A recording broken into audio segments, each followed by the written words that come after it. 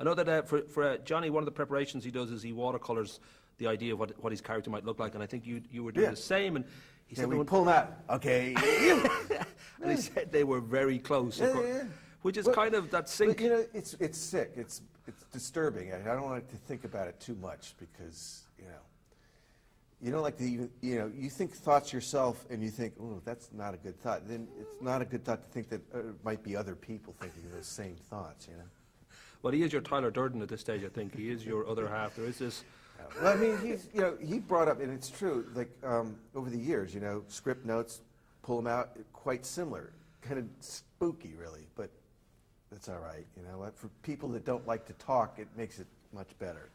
I think, even though you've made very big movies before, this is the first one, I think, where you said yourself that nothing you saw through that camera lens was going to be what was up on screen. That Absolutely it was always not. going to be, I think somebody said 90% green screen, which is a ferocious amount. That maybe that's not a right figure, but was that something that, I don't know whether you got sleepless nights or whether it was just always you just throw yourself in there and get through the it? weirdest thing about it was it's like the opposite of making a film in terms of like the procedure. You shoot the film and then you spend 6 months editing or whatever. Here the film didn't materialize until the very, very, very, very end. So you're having to do all this stuff like cut the movie, score the movie, do all this stuff where you don't have the movie. So that was a very disturbing, but very in the same sense kind of method-y because it's very Alice in Wonderland, the exact opposite. It's not, everything's off base. So the process and the material worked beautifully together. There is that belief that this is one of those sort of cases where the director and the source material are a perfect match. And I was just thinking for you especially, that Barton Fink thing of people just believe we want more Barton Fink. We want Tim Burton. We want that sense that what Tim brings to something, whether that's something. A little goes a long way. I'll take a rest after this for a bit. But I don't know. Like I said, with Alice. There's been so many versions, over the years that I kind of felt free to. Also because, for me, I knew more about Alice like from music and illustrators and other writers incorporating into the work. So it just shows that the power of the material sort of stays with people in some way. For you and Johnny now at this stage, this is your seventh film together. That sense that you obviously know each other very, very well. You're very connected. Johnny's godfather to your Billy Ray, your son. That sense that just knowing each other so instinctively, is it important to surprise each other? I don't know whether.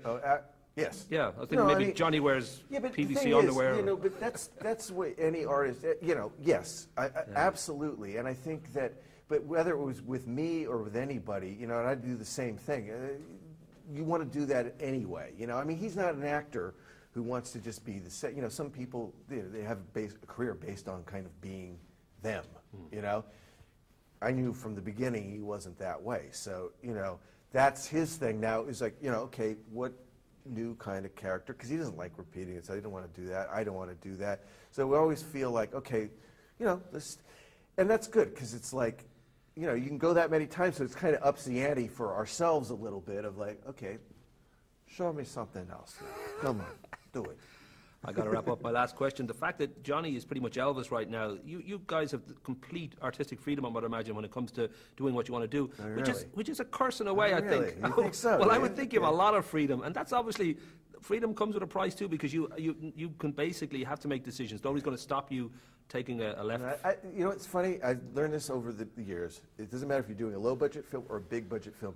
There's always some. There's always something. It's the nature of it. It's not like you're there doing a painting and okay, that's it. Boom, end of story.